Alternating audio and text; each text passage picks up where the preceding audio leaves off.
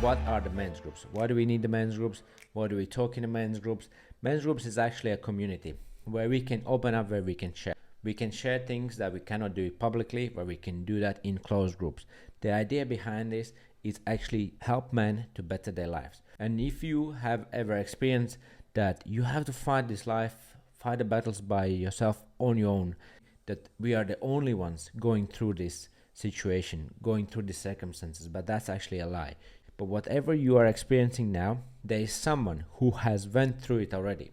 Whatever the challenge you have, there is someone who has already done it. Life repeats. The cycles repeats. Yes, maybe we have new application. Yes, maybe we may have new technology. But the human nature, the human body remains the same. The physiology, the emotions, the circumstances, the weather. And you know what? I was gonna say this to you guys. If you think you have to do it by yourself, you have to do it by yourself. But if you change the focus and then think about this, who has done it before, you'll find that there is people who have done it, and coming together in such groups as this, talking about the challenges, not hiding away, opening up, and actually expressing your emotions, what challenges you face, whatever difficulties you have. And let me just be vulnerable now.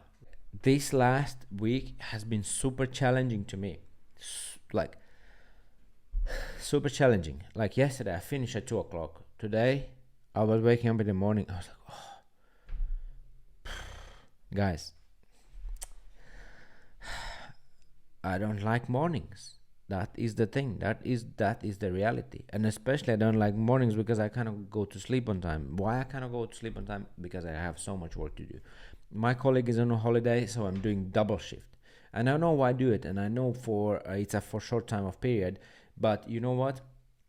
I still feel this tiredness, but then I still have to pull myself together and actually make things happen. And we were organizing this event for photographers. So yesterday I was working whole day, literally whole day, intense, like in your mind, emotionally, and like, you know, it's just like sometimes you just like need the break, not physical break, but like in your head. But then you go to this event and you have to think how everyone feels. You have to think how you're going to lead the event, how it will going to work, and what they expect from that. Try to meet their expectations as much as you can, and give good value and good content. And then also I come back home. I still have to finish up the work. I finish up at 2 o'clock, and that is my yesterday. And still, I done my work. I done the networking event. I still finished up the work. And today, again, all the work. Then I went to the gym. Then I done the men's group. But why did I do that? Why did I go to the gym? It's not because I went to the gym because I'm super energized. I went to the gym because I'm tired. Because I'm tired, and I know I need to do something to be actually present and to be active and to actually be able to lead these men's groups. Because if I were going to be sleeping and tired myself because I have been doing a lot the previous day, how will I be able to do that? So when you set something, so for example, I have set myself this Thursday 7 p.m. doing the men's groups online, is what I have committed to. And once I have committed to something, I have to find the energy, I have to find the way, I have to find the time, I have to find whatever is needed for me to do it. How would it be if you would commit to whatever goal you want to achieve? How would it be? For me, that's working with men.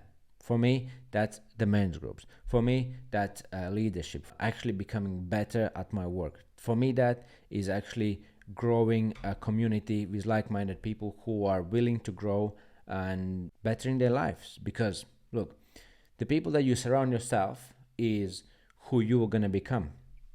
If you want to become better, you have to surround yourself with people like-minded. If you want to improve in playing football, you need to just try and join some football club and just be around the people who play football. If you want to learn more about property, go join property networking events. But if you want to learn about how to become a better man, which is my challenge, this is my challenge to become a better man. Questions for myself, like who am I? who I need to be, who I need to become, looking at other people, and then how they face the situations through life, how they manage work-life balance, how they manage their finances, how they manage their emotions, how they manage the storms in life, and how they overcome the storms. Maybe how they fail and where they failed. So when they explain this, and I can actually live through them the same emotion, the same experience, and say, look, I don't want to go this route.